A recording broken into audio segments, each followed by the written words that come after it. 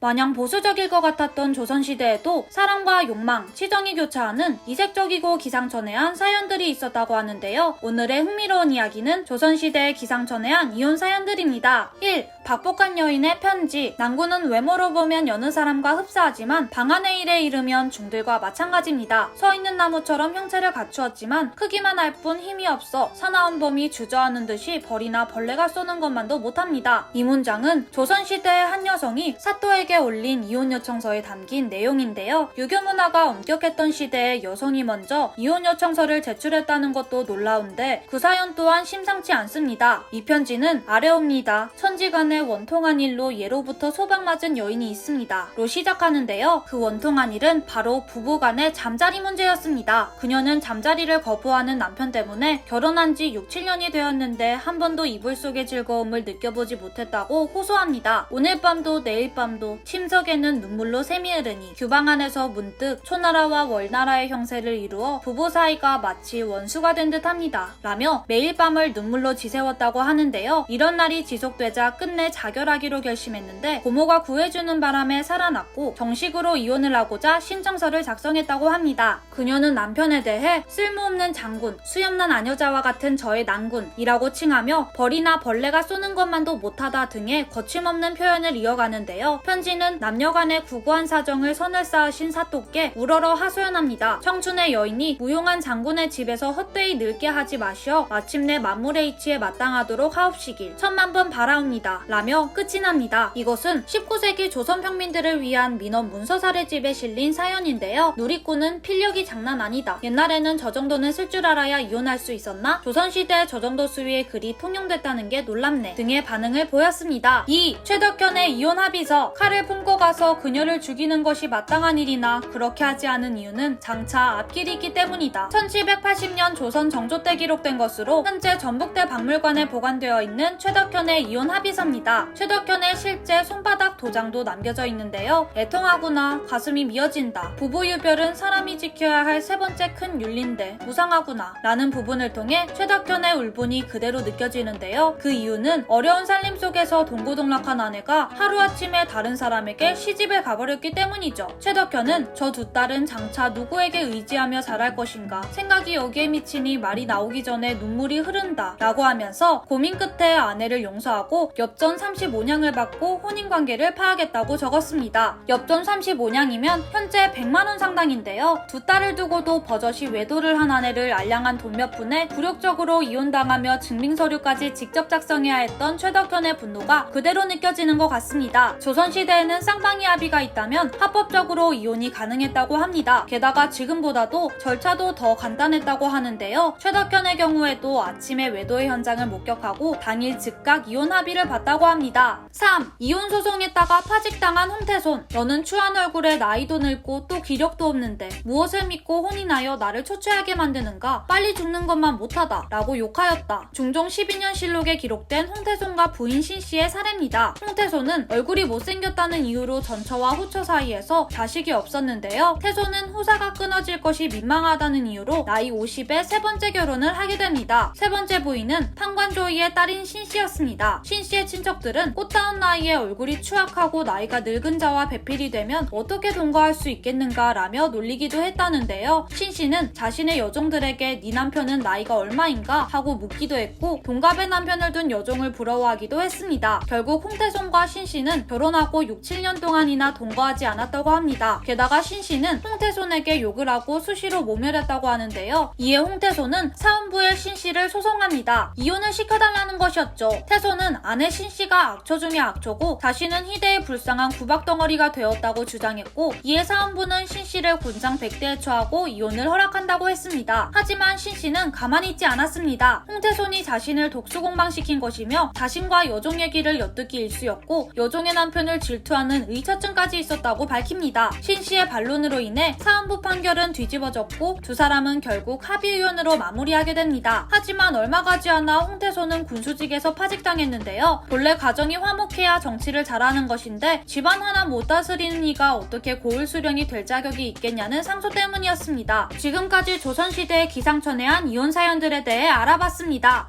오늘의 이야기 흥미로우셨다면 구독과 좋아요 부탁드려요. 그럼 저는 다음에 더 흥미로운 이야기로 찾아뵐게요. 안녕!